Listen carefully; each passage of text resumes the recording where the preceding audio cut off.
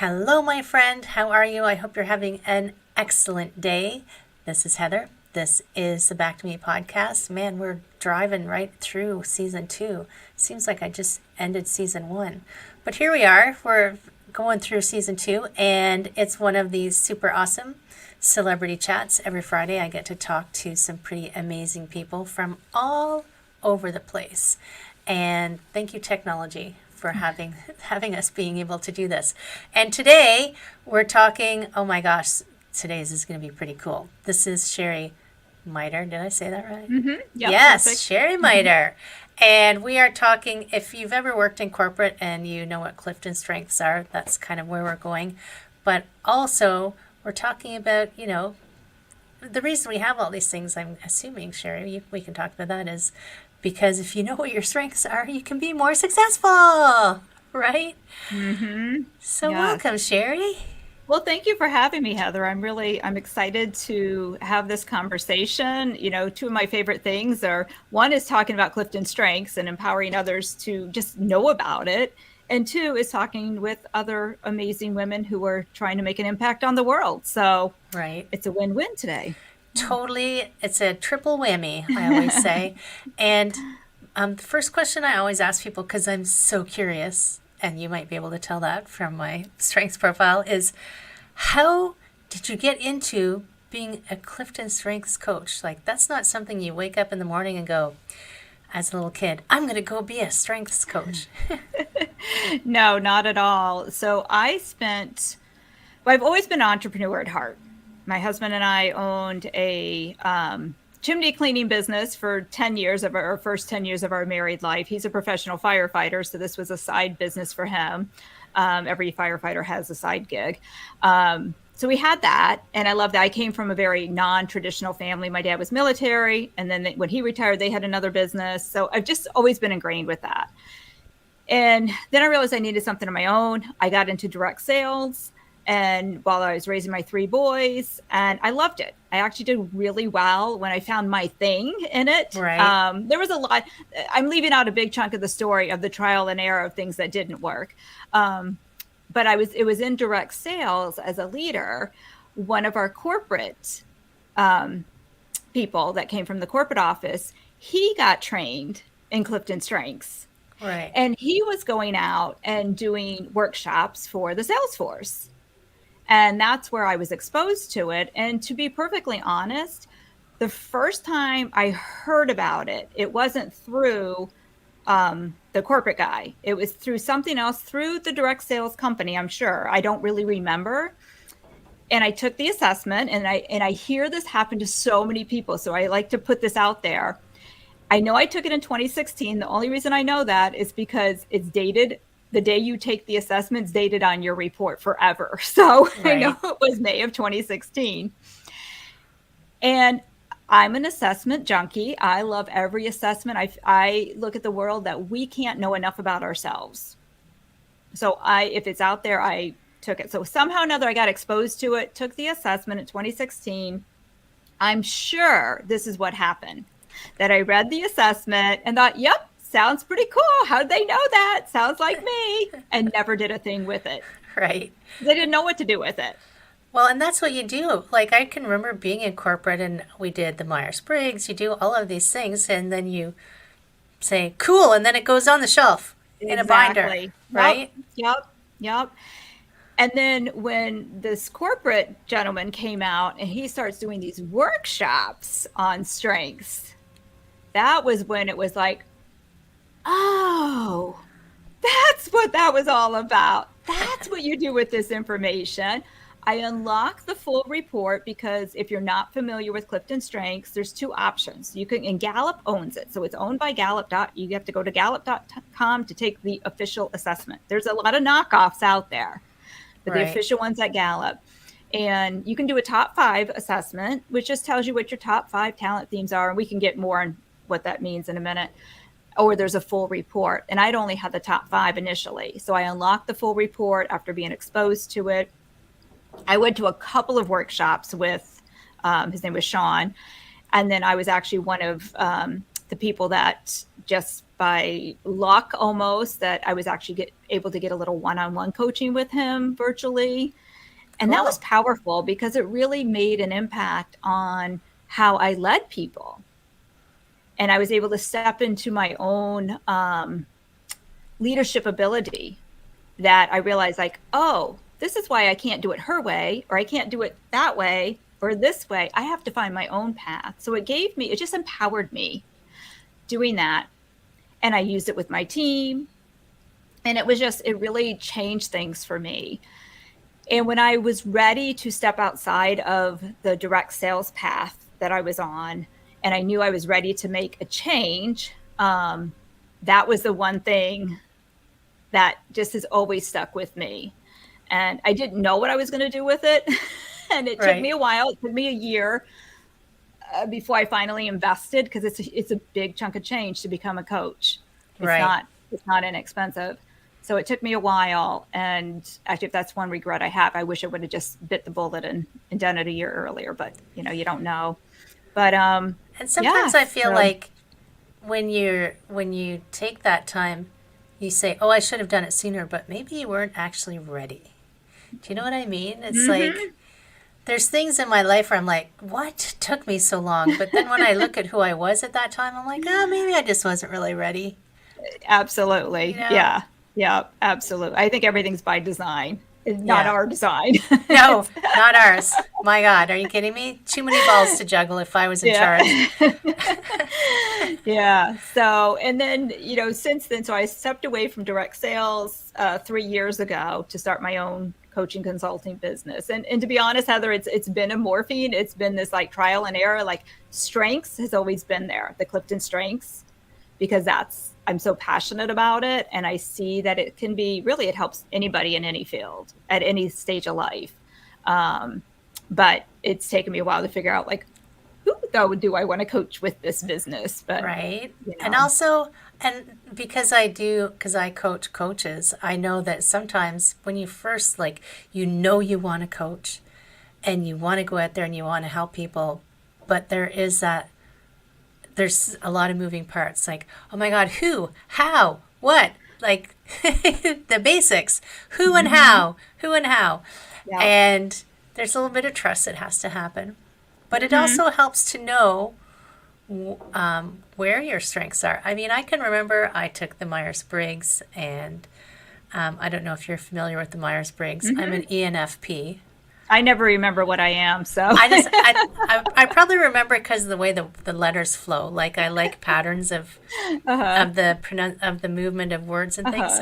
I'm just like all over the place with this one, but yeah. And I thought, okay, that's kind of interesting. And then, like you said, you don't know what to do with it. So sometimes I think like corporate is often trying to help their employees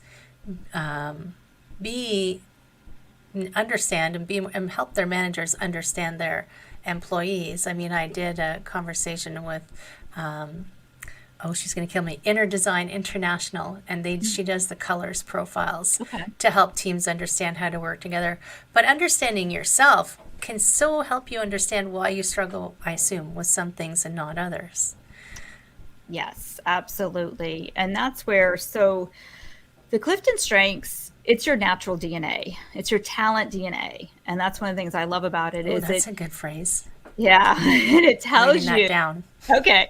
It tells you how you naturally think, feel, and behave.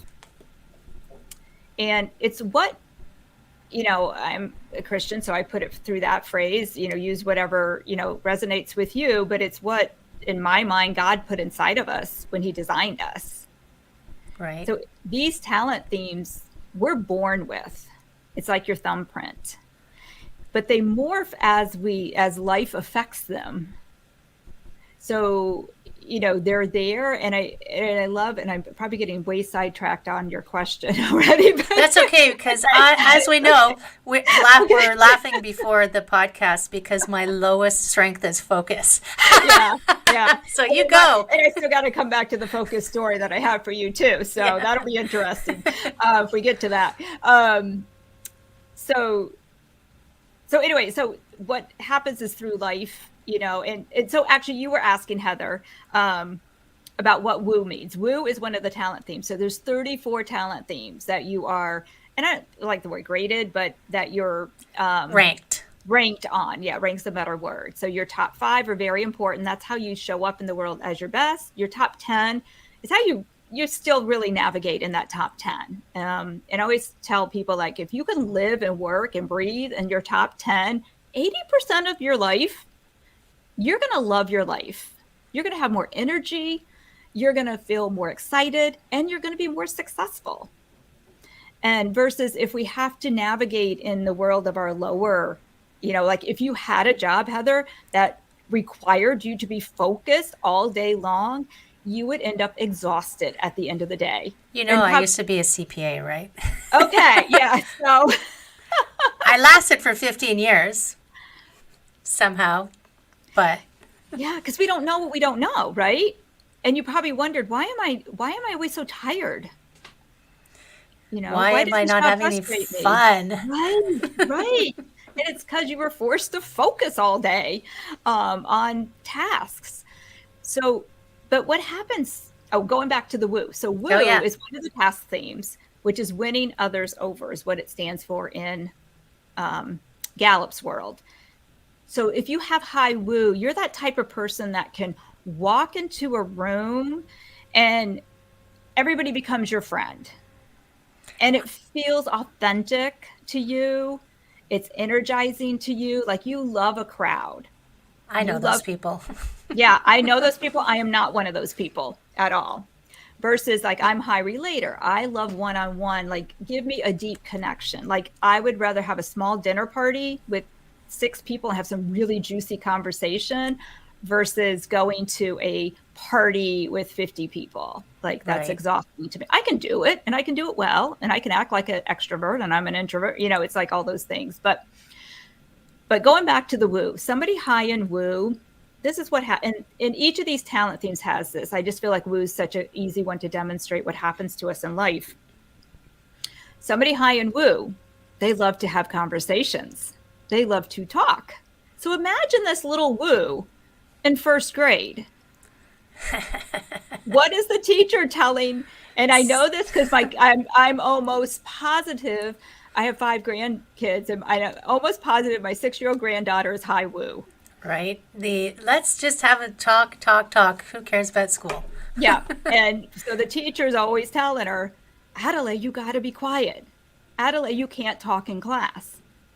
Adelaide, shh. So what happens to her high woo? It gets smushed. Right. So as we go through life, a lot of times our natural talent themes are smushed by unconscious people not even knowing what they're doing to us. And sometimes I'm sure I smushed my boys' themes at some point in their lives, not knowing. We don't know, we don't mean to, but it just happens. So by the time we become adults, we don't even know what our talents and themes are and what we're gifted at anymore. We've lost who we are. Right. Because we've been forced to mold into the world. And that's where, when people go and take this Clifton Strengths assessment and they read their report and they see it in black and white, that, like, yeah, that is who I am. I didn't know that was a talent. I didn't know that was a good thing. Everybody always told me that was a bad habit I had. Oh, yeah, right. So that, to me, is like this most powerful thing about this assessment and how it can build that confidence. And again, I don't even remember now what your question was. I totally don't think I answered it, but I hope that was it. So I'm going to pause I don't remember what it was either. So we're just going to go with it because it's just a conversation. This is what it's like to talk to me because I don't focus. Yeah. But I have other strengths, right? Right. If everybody was the same, wouldn't life be pretty boring? Right. And that's another good. So if you are somebody that works in a corporate setting or a team, doesn't matter if it's corporate or not, maybe you run a small team, you run a small business. You want a team that's well-rounded. Right. we're not meant to be well-rounded necessarily, that we all have our own strengths in certain areas. And if we can just lean into them and do them really well and keep going by what we do well, not worry about what we don't do well. And then you partner with somebody, you delegate to somebody, you create this team of people that do. So like for you, you want to have, if you hire somebody that has focus, right? Who can keep track of the details and make sure. Actually, it's funny because when I worked in corporate, I had a woman who worked for me. And I mean, I was a senior director, and she would come in. I'd say, okay, I'm going to go on vacation. And she'd say, no, you can't because of this and this and this. You're going to go on vacation here. I'm like, okay, no problem. Yeah. I always said I just hired people smarter than me, but what happened was I ended up with people who had different talents than I did, and helped me stay on track. Right. I did it unconsciously, apparently. That was a smart move. That's awesome. Yeah. So my focus story. So when I want to hear the focus story. So when I was attending these workshops and really learning about what Clifton Strengths was, what it was and how to implement it, what it means to me in my life and all the things. I remember going, and so there's 4 domains. So there's 34 talent themes. And then they are grouped into, I call them 4 buckets. Okay. 4 main buckets. And they are, oh my God, they're going to slip my mind. I'm looking at my chart. I can tell you. Okay. Yeah. Strategic, relator. Help me out, Heather. Influencing, executing. Thank you. I know I haven't looked at that in a while. So those 4. So strategic, relator, influencing, and executing. And Gold just star. as they kind of sound, influencing is somebody who has the power to influence others, to help others come along the journey. Strategic thinking is somebody who's good at thinking the ideas and creating the ideas that need to be implemented. Relator is great at getting the team all together and involved and let's do this together. And executing gets it done. Right. The doer. The doer. And the talent themes all kind of fit into these nice little buckets. And usually we're stronger in one of those 4 domains. So those are things that we look at. So anyway, just laying the context here, when I really started looking at my report, and focus is number 10 for me. It is the first executing theme to show up on my report. Oh, right. So, and I've always been known strategic's very high, futuristic's number 1 for me. So it's no surprise because I know I'm that person that people would call up, hey, Sheri, I need to pick your strategic brain. Like literally had people, before we knew strategic was a thing, Clifton Strengths would say that. Right. So that's another, I'll pause here for anybody listening. Your talent themes, you can kind of figure some of them out without even taking the assessment based on like, what is it that your friends, your coworkers, they look to you to do? Those are going to give you clues of what your talents are. Right. I love the assessment because it shows you in black and white and there's no doubt on what they are. But so I'm reading this, I'm getting this, and then I see, oh, executing doesn't show up till 10.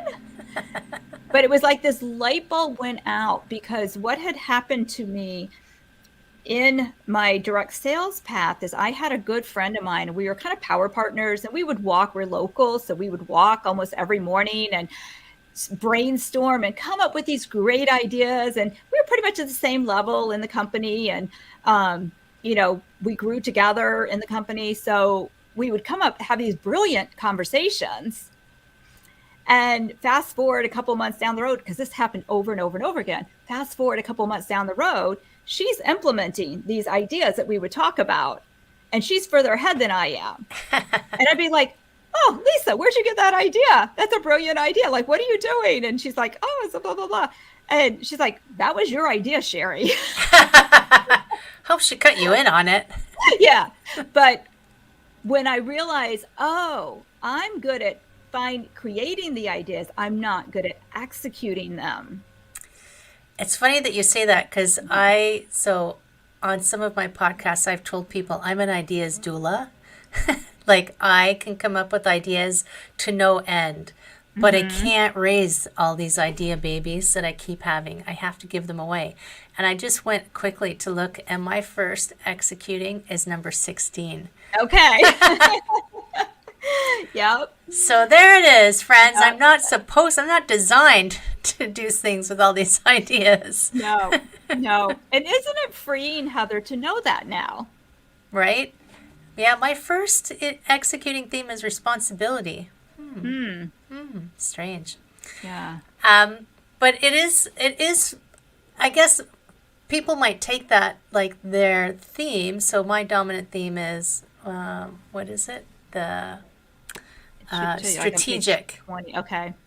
My number 1 is empathy, which is relationship building, but then the next 4 are strategic. And someone might take that and go, okay, great, but how do I find a job, vocation, make a living being empathetic? Like, maybe I'll become a psychotherapist. Oh my God, but I'm already in my 50s. It's too late. Like, I can just hear the spiral in my own brain. So, right? So then it is super freeing and it's super useful, but I can just see it's like, then how do you start to align yourself for those things? And I'm so glad you brought that up, because it's not even necessarily taking those themes and thinking, what job should I go do? What job am I supposed to be good at? There is a little element in there that you can definitely, as you're, one of the things I do now is I help people discover their calling. So we obviously look at your strengths and like, what are you kind of designed to do? But what it really is meant for you to do is, if you think you are where you're supposed to be as far as job wise, it's how do you approach that job? So, and again, what pieces do you need to delegate? What pieces do you need to partner with? So that, again, we'll stick with you, Heather, that you're good at the ideas and the strategic thinking and doing that. So if you can approach the job or whatever you were doing with that mindset, which it sounded like you did when you were a CPA, because then you had somebody that you didn't have to do the details. I love delegating. Right? I love delegating. Yeah. And also because it's not going to get done, or I know it's not going to get done if it's left to me. Right. And even if we can do it, like there's a lot of times we can do something, but it doesn't mean we necessarily should. And if you have to, especially, if say you're a solopreneur and you're just starting a business, yes, there are times we just have to everything. We have to do it all. We have to do it all. But it's when you are aware of what your talent themes and your natural talents are, then you know that, okay, I'm going to have to focus today on a task that needs to get done. And I'm the only one here that's capable, I have to do it. There's no other choice. Then set yourself up that that task is going to exhaust you. So maybe plan ahead that, okay, today, like on Monday, I know I have to work on my taxes. Just so that I have to do paperwork. Some people just broke into a sweat. Right. I have to do my bookkeeping. So you set it up that, I'm going to stay in my PJs all day. I'm going to make sure I have my favorite coffee ready to go or my favorite tea. And I'm going to allow myself on Monday night, I'm watching the Hallmark movies all night to treat myself. Oh my gosh. Because I know I'm going to be flat out exhausted. Or maybe you need to get out of the house. Maybe you need to set a date up to go meet a friend and have a drink. I don't know. And it's funny because it is true. Like when you are a solopreneur, you are the sales department, the marketing department, the finance department, the customer service department. You're everything. Right. And if that's not you can't be everything. So as much as I've tried over my lifetime to be everything. And it's funny that you say that because I am a solopreneur, although I do have recruited someone to help me, but I actually have blocked in my calendar from Monday to Friday an hour in the middle of the day that says rest. Mm-hmm. And Me too. it's like, I have to put that there because otherwise I would keep going because, Mm-hmm. I'm like, ooh, something new, something new, something shiny. Mm-hmm. And by the end of the day or the end of the week, I can barely lift my arm. I'm just like, oh my God, I'm so tired. So I have to put that in there to rest or else I won't. Mm-hmm. And then it Yeah. just burns me Yeah. out, right? Right. So Right. cool.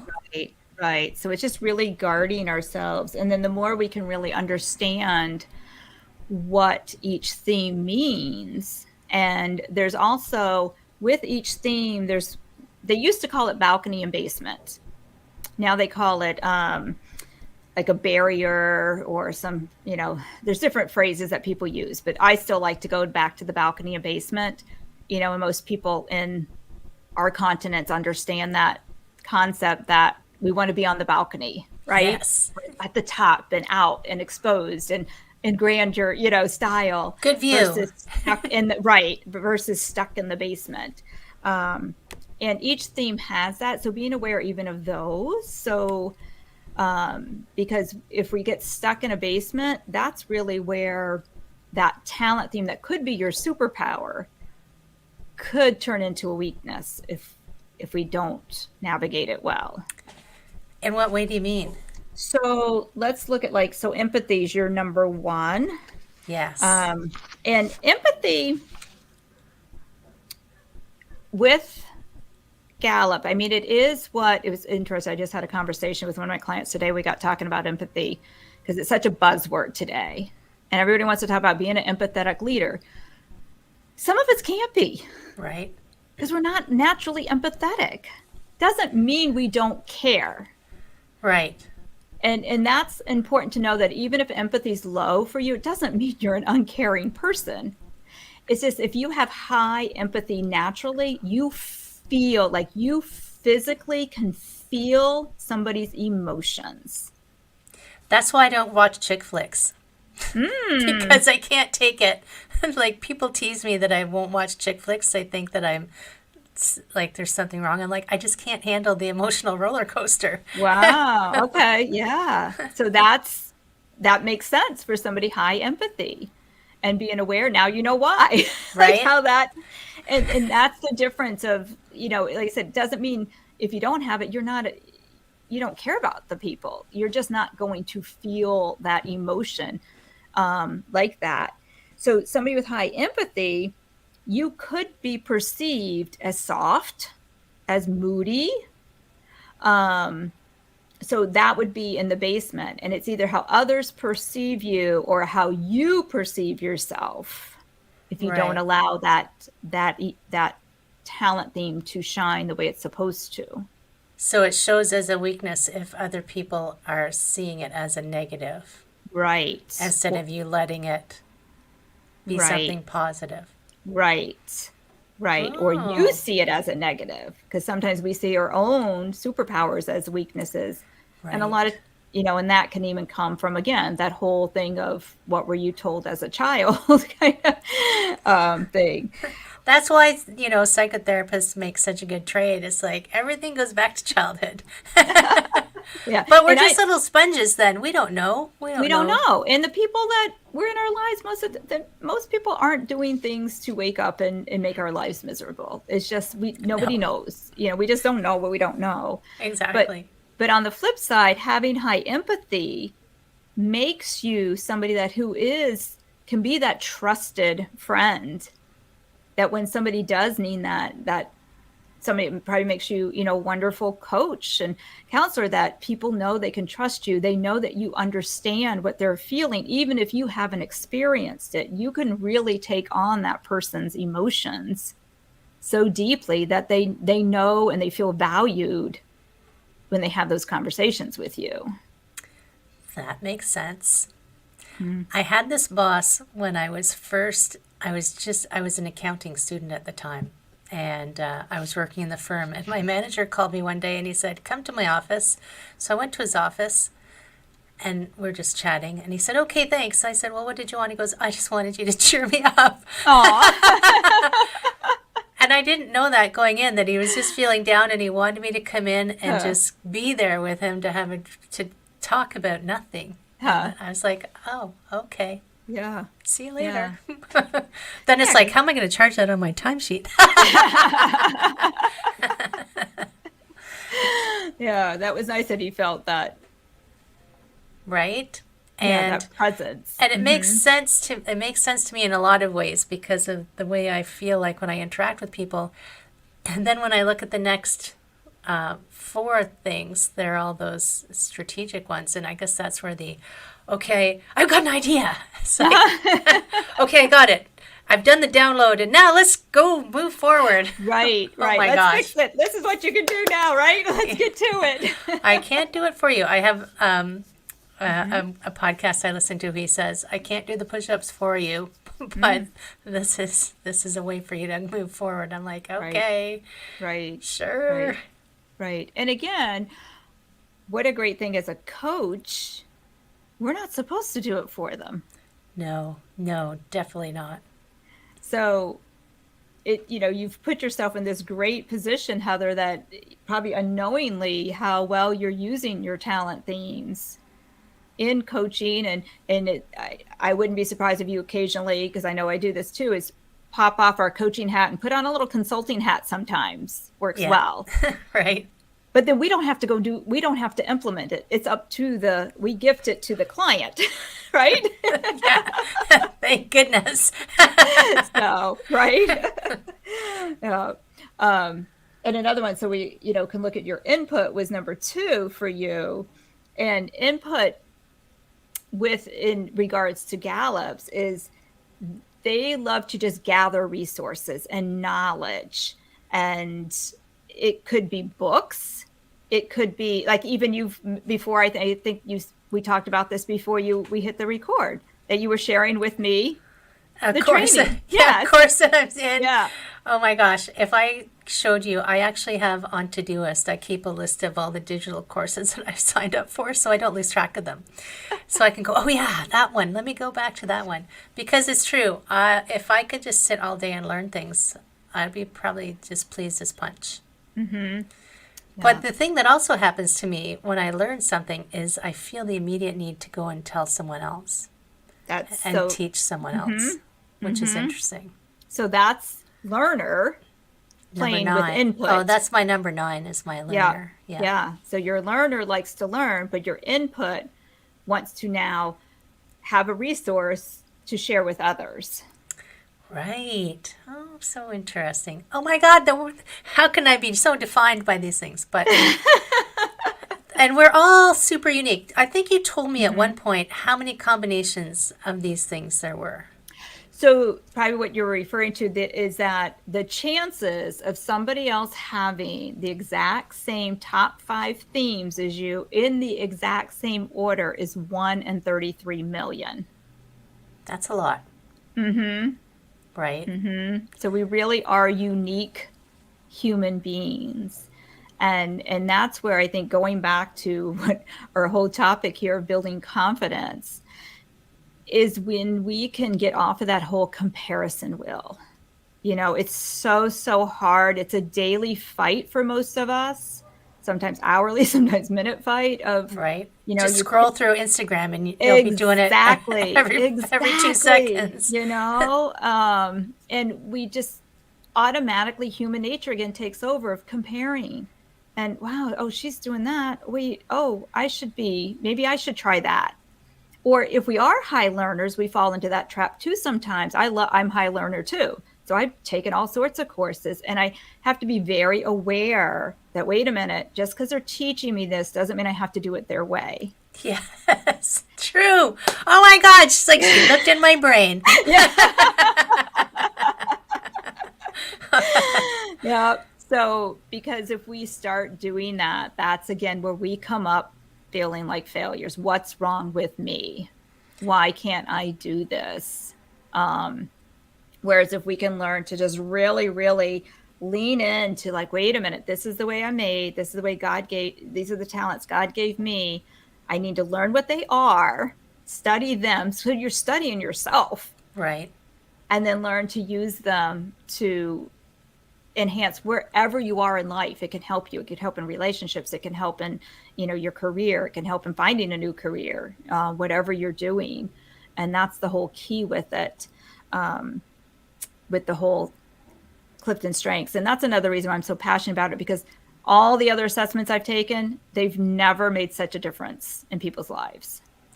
Right. And all of the other ones have, 33 million, right?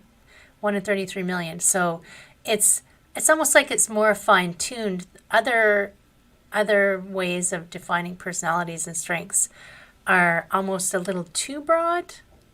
Mm-hmm. So, like an ENFP. So, like, what does that mean? Right. So, right.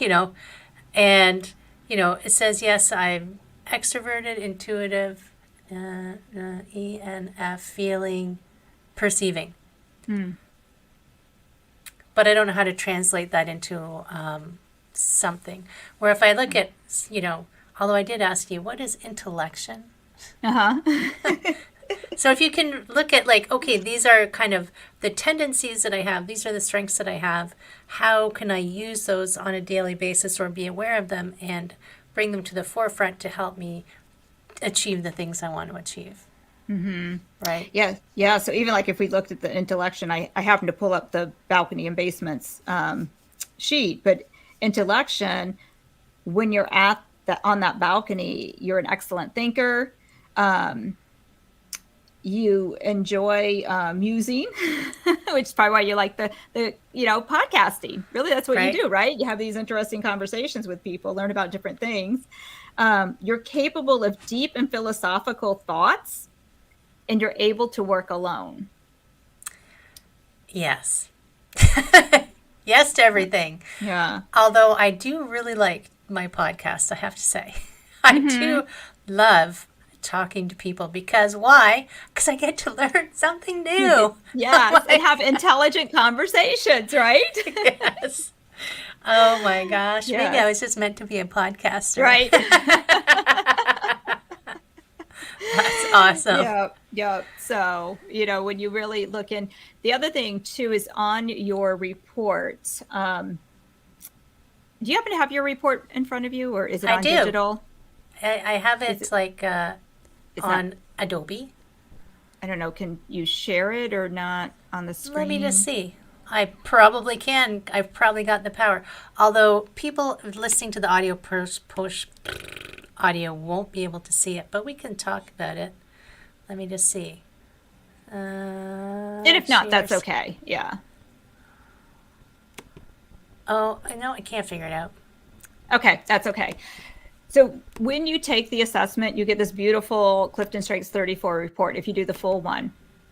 And the other thing I love about it that I want to point out, the last thing, is that not only is it you're 1 in 33 million, but the description. So they give you the generic description of what that thing means. And that means the same for everybody, whether, if you have strategic and I have strategic, our first theme thing is the description is the same for all of us.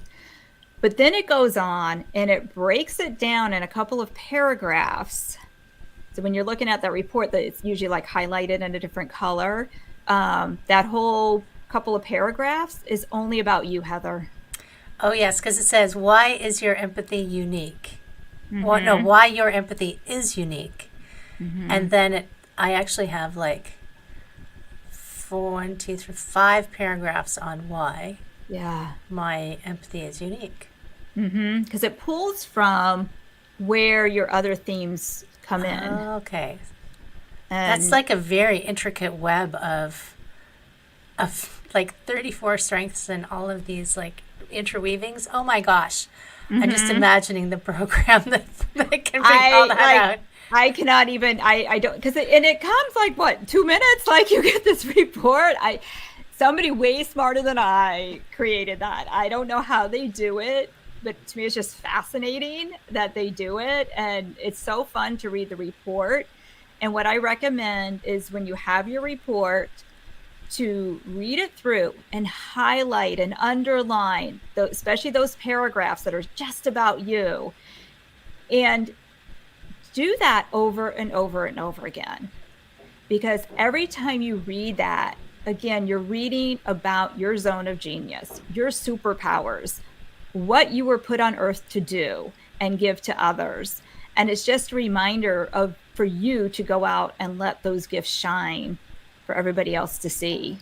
Right. So when you're feeling like you're lacking confidence and, imposter syndrome set in, all those doubts, or even if I do this when I'm about to launch something new, I pull back out my report and I read it as a reminder. Wait a minute, Sheri. Don't do that, because that's going to demand too much focus. Right. Yeah. That's not how you want to create this. You will not be happy. So, or don't get into a position where you need to develop. You like to maximize people, so, you learn, you just are reminded sometimes of like, wait, this is how I work best. So how can I create something? Or if you're setting a goal, it works the same way. It's like, what talent themes do I need to pull from to make sure I hit this goal? So like I said, highly recommend you print it out and you set it next to your bed. You file it in a cabinet where you know exactly where you can get your fingers on it at any time, because it can be such a powerful, powerful report if you let it.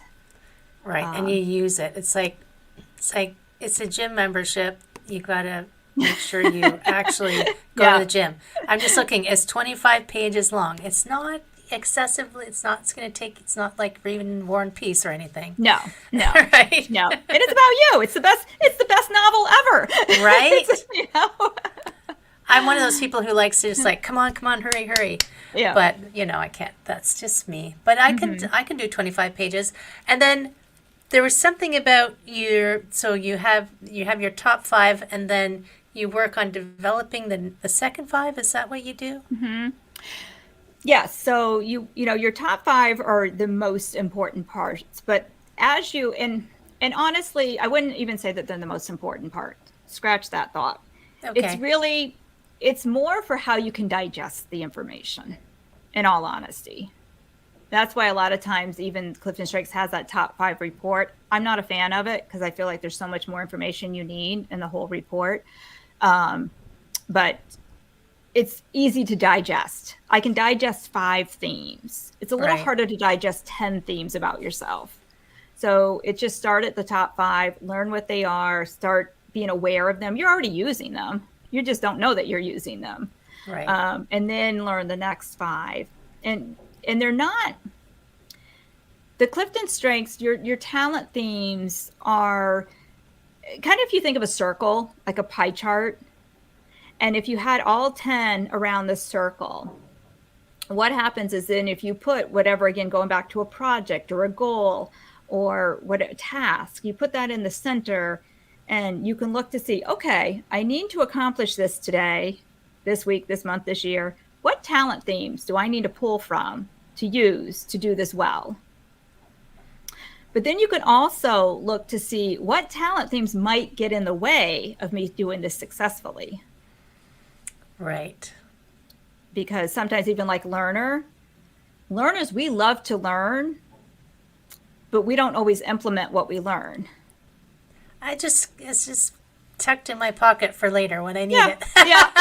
Yeah. And I'm willing to guess, and only I know this because I do this. Like I said, learners in my top 10. I have so many books I never finish. I get the point of it halfway through. I need a new book. Amazon delivers new books to my doorstep almost every week. It drives my husband crazy. And I can't do an e-reader. I'm sorry. I need a real book. I love a real book. So I just thought I wasn't a finisher. Nope. Nope.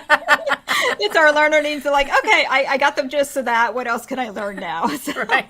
Oh my goodness.